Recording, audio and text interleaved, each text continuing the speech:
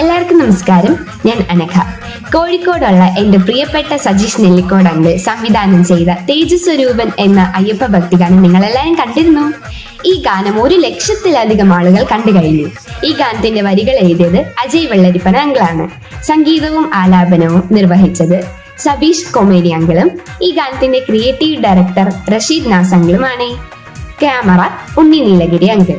ഇനി ഈ പാട്ട് കേൾക്കാത്തവർ ആരെങ്കിലും ഉണ്ടെങ്കിൽ പാട്ട് കേട്ട് സപ്പോർട്ട് ചെയ്യണേ. Thank U.